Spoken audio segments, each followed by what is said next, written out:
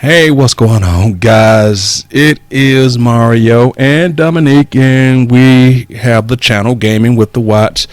It's a YouTube channel where we play games as a family and we have fun. But me and my daughter were sitting around the other day and we thought, you know what'd be cool? Let's do a podcast and talk about everything that is gaming.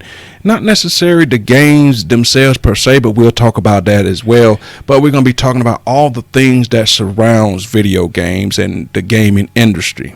So right now, this is episode 1, and I promise you guys it'll get better. You got to let us find our way just like everybody else do.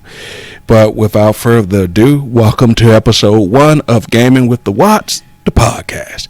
How are you doing, Dominique? I'm doing good. How are you doing? I am doing good, considering the fact we live in the same house, and you know exactly how I'm doing. I don't even know why I asked you. So right now you're playing Paper Mario, the Origami King, and yes, guys, you can catch that on the channel. She's been streaming extremely long episodes, so you can't ever say you got your belly full of Paper Mario, because the other day she streamed for 6 hours and 45 minutes. I don't know, was she hell bent or what, or the game was that fun, but she did. So how was the game so far?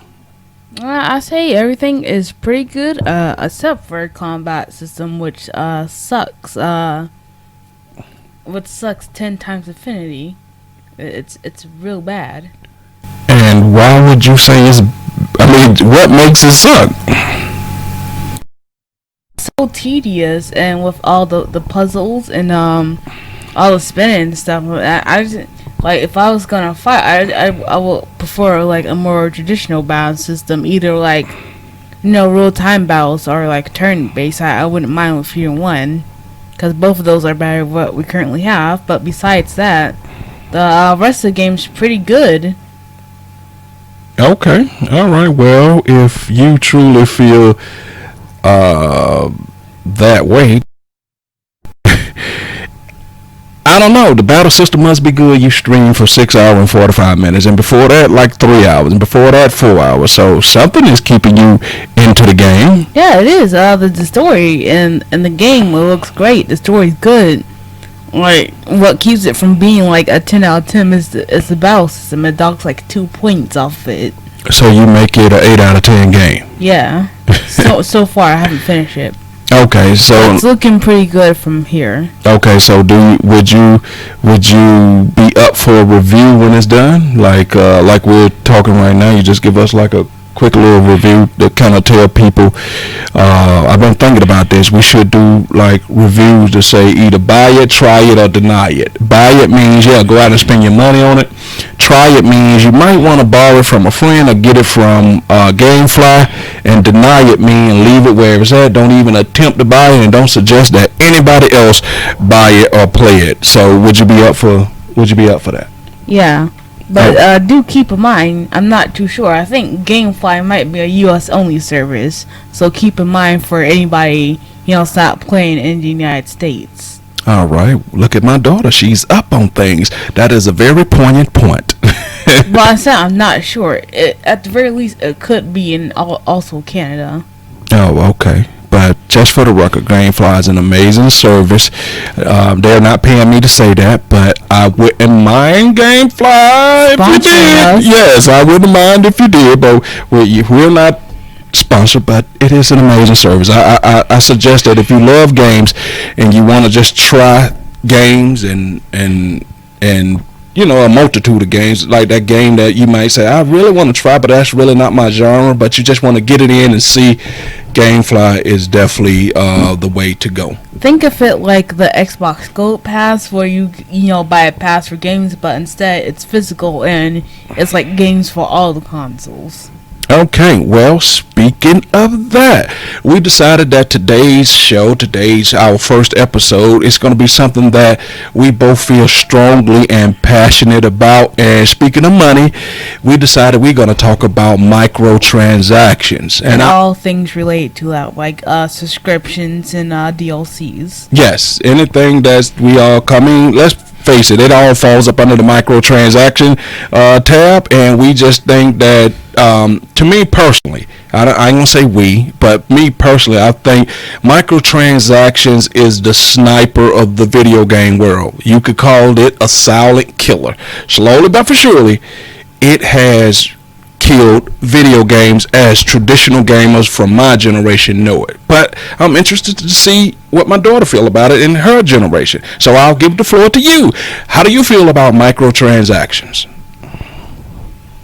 Well, I think microtransactions can be good, but like most of the times they're not. Like, look at EA. Like EA, the microtransactions completely consumed EA, because I heard back in the day from older gamers that EA used to be a good company and they used to make good games, but now it did used to be a good company and make good games. But now EA is kind of like the butt of the gaming industry, even with other students like Activision and Konami and all the other things. EA still manages to be like the worst of the gaming industry, and like whenever microtransactions come up, that's like the main company that gets bring up as EA or Electronic Arts.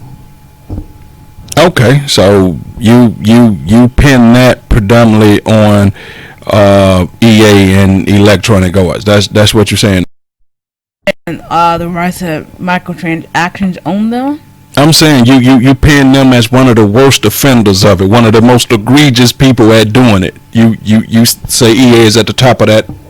Or if they're not at the top of the mountain, they would definitely be on Mount Rushmore of big offenders of microtransactions. Well, they're definitely at the top, but like there are some studios that come close. And for example, can you give me another one? Activision. Ooh, Activision, like, yes. You see, with the Call of Duty stuff and last year, they released Crash I think Crash Racing Nitro Fuel, and so initially they released a game. There were no microtransactions, so everything on the box print and stuff, said, well, this is a free game. But then they released an update that added microtransactions, and that really I guess peeved everybody off, because it's like now everybody's going buy this thing. There are no microtransactions because they printed all the box art and stuff that say no microtransactions, and they already had the reviews with no microtransactions. So when they added, it was kind of like a stab back, because why add microtransactions in when they weren't there in the first place? People think they just did it so they can get good reviews, because they know microtransactions aren't a good thing among anybody who's casually even into the game industry, and so they added it afterwards, to get everybody. Okay, I got you. All right, so here's my personal opinion, and when I say this, people, just know it's my personal opinion, and I'm entitled to have one. I know we live in America where everybody values their freedom of speech unless the other person is saying something. But hear me out before you judge me and before you say I'm crazy. Just hear me out really quick, and I promise we're gonna get in and get out of this podcast, try to make it quick, but we definitely wanted to talk about microtransactions. So I come from an era of gaming where companies and developers used to take pride in giving you a game that was good and right from the jump, from day one. Let's just get that understood. When we played Super Mario Brothers for the first time, as when you look back at it now, as simple as it may be seen, at that particular time, it was cutting edge, and we felt the replay value of it was astronomical because when you finished it, it felt great. You didn't have to worry about somebody say, yeah, that was a okay experience, but for $9.99 more, we can give you a hell of an experience. And if you really want to take things up a notch, if you pay for this monthly subscription or for this season pass, we can give you a hell of an experience, plus your friends can play.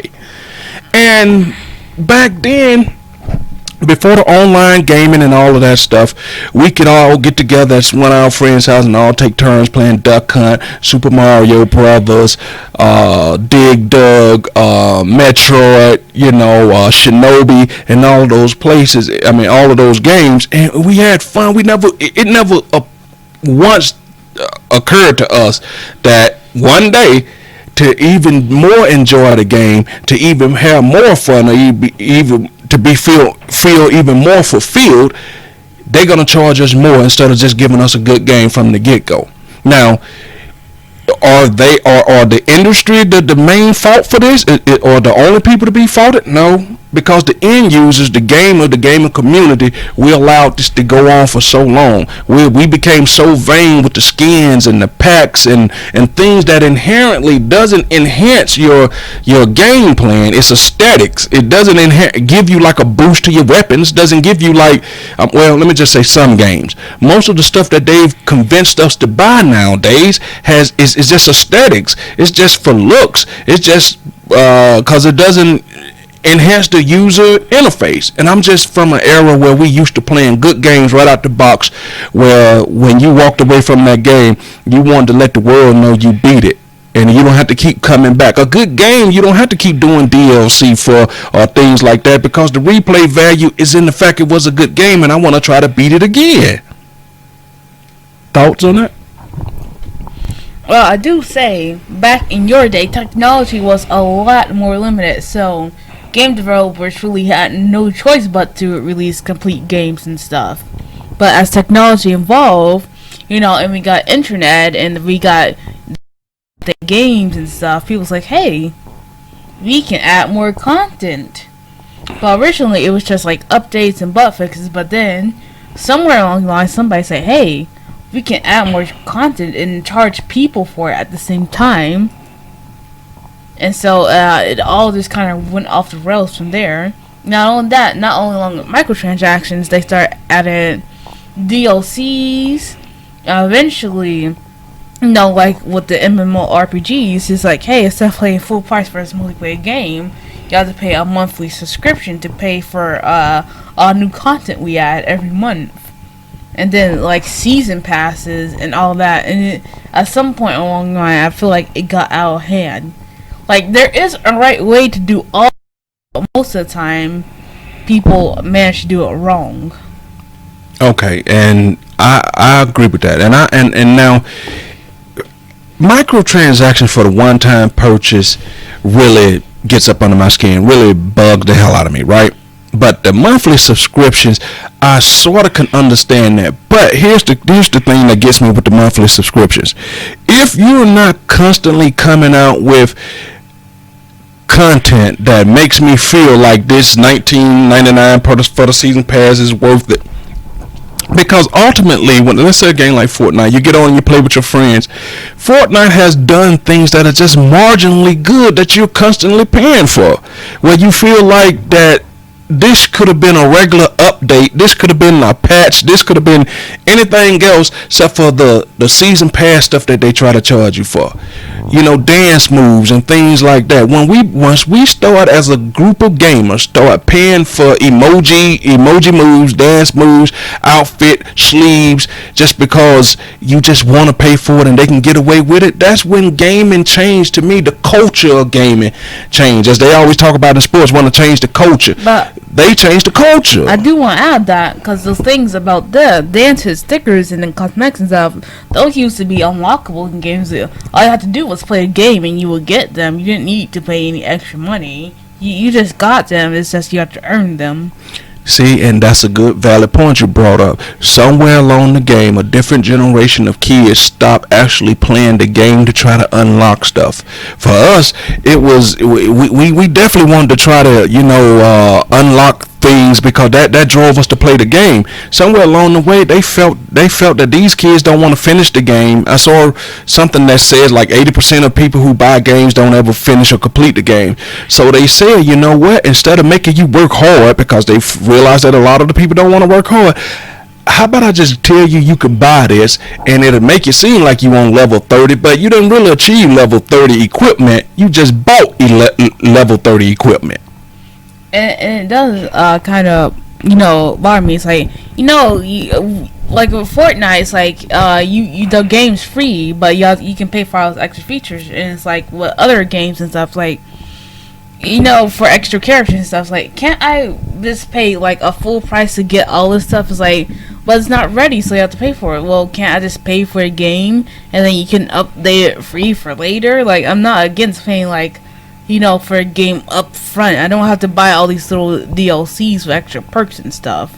Like, I don't know why companies are so averse to having games that are being paid up front. Because the reason they won't do that is because they don't want to tell you right up front that a game that's supposed to be retail price of $59.99, they don't want to tell you that right off the bat. Truthfully, we would prefer that you pay $99.99. Give us $100 right now and we'll give you everything. If they roll it out to you and you'll say, man, you crazy to think I'll pay $99, right? That's what they figured that people would do. But they understand that if you pay $59 now, hype up the DLC or hype up the microtransaction, make everybody feel like they want to do it, and charge you a nominal price, something like $9.99, right? You say, okay, I'm $40 away, but if you pay 4 more $9.99s for 4 different DLCs, you don't realize you just hit that $99 mark. And that's what they count on, that you do not have the wherewithal to think that these DLCs add up. But in my probably unpopular opinion, I would rather pay like $100 if I could get the full game and free updates. I would rather pay upfront for everything, because I'm pretty sure this opinion is definitely unpopular. But go ahead. I would rather pay for everything upfront than like paying like basically DLCs are basically like monthly payments. Like you pay $60 up front, but then you pay for DLC, which is basically would be monthly payments for content instead of buying something full price. And I've been telling you guys since you guys been young for years that now we live in an age where games aren't $59.99 if you own a PlayStation, Xbox, or and some Nintendo game. Oh, right, that's it. Because games start at $59.99. People, even Nintendo jumped in this, and I was disappointed in them. Like the online subscriptions. Granted, unlike Sony, like Microsoft's and Sony's, Nintendo says $20 a year or stuff. And so I was just with the subscription fees. I'm not even sure that developers get the money. And it's kind of useless because for single player games, they wouldn't even get money out of subscription fees. So you're just paying $20 a year for something that the developers. It just goes to the console company, and so it's just another way to get money out of you. So just so you can have access to online features and stuff. And I don't know. I got mixed opinions on. that.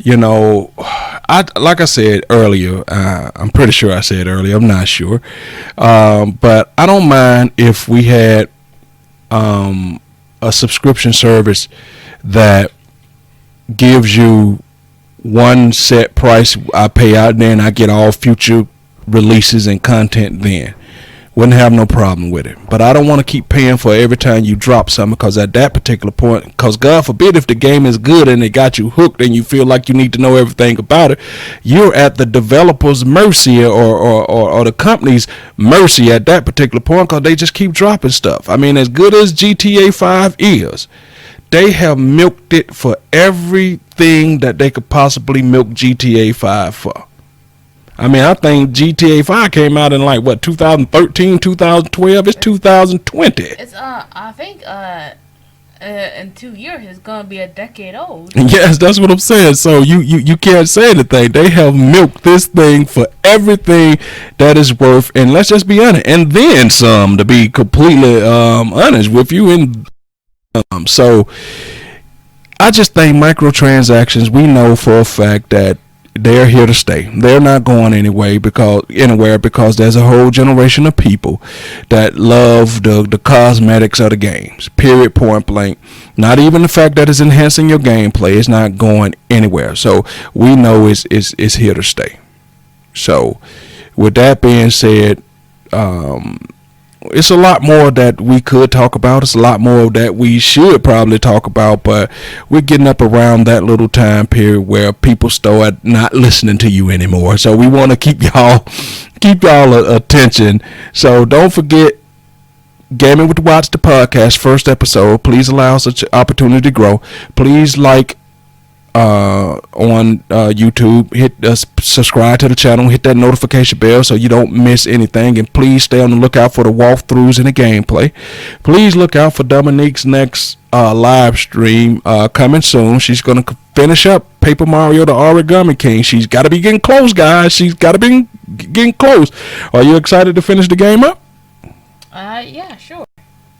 So what do you think your next big project might be when it comes to doing walkthroughs? With the games with the watch specifically? Yes. I don't know. I might play some Crash Bandicoot, or if it comes down to it, if rumors end up being true, I might, end up getting the supposedly rumored Mario 3D Mario 35th anniversary collection, if the rumors turn out to be true. Mario, where far art thou, Mario? One day I'm gonna be about 65 years old, and that's what version of Mario they gonna be on. Mario 65. Mario gonna be walking around with a 64, so that's what I'm saying. They're gonna be walking around with a cane, him and Luigi. You know what I'm saying? And Princess Peach gonna be long past her prime. She ain't gonna be a Peach anymore. She's gonna be like Princess Peach Pit.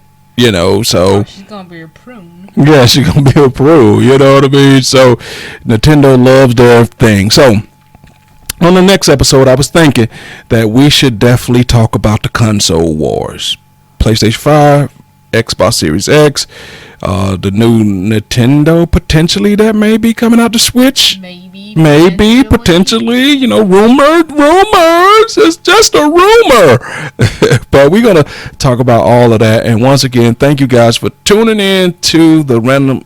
God, it is such a habit that I keep saying that. But just in case you out there on the internet, please go check out the Random Select podcast as well, everywhere that you download podcasts. But I was trying to say thank you for tuning in to the Gaming with the Watts, the podcast. Stay tuned for my man Dre will be back soon to finish up some games. He's going to start Ghost of Tsushima. He's going to be doing SpongeBob, the Battle for Bikini Bottom Rehydrated. So stay tuned for all of that, and we will see you next week with episode number 2. We're going to get bigger and better. Any parting shots, my dear daughter? Since we're doing self promotion here, I have a channel that I haven't uploaded anything soon, but I'm gonna be uploading soon. Well, that's all the time we got today. Hey, wait a minute. Okay, go ahead. I'll give you this one time only. Okay. I'm supposed to be getting a new computer that I can actually do stuff on. So it's not coming right now, but once I get the new computer and everything set up, new videos and content will definitely be coming to our channel soon. If you want to go look at it or subscribe to it, it's dogs with 3 S's and then 223. If you want to look out for that. Okay, look out for dogs with 3 S's 223. Yeah. Dogs with 3 S's 223 Look for that video channel, YouTube channel. Don't forget about the Random Select. But mainly, people, stay focused on Gaming with the Watts channel. Gaming with the Watch podcast going to be airing right now right now exclusively on YouTube, but I'm going to do my best to try to get the podcast out to everywhere that there are podcasts, so you can just listen to us while you're rolling around the house, cleaning up, at work, at the gym. If you're just a video game nut like we are, then we want to make that happen for you. Until next time, people, remember, a family that hits the sticks together, sticks together. Thank you. And we're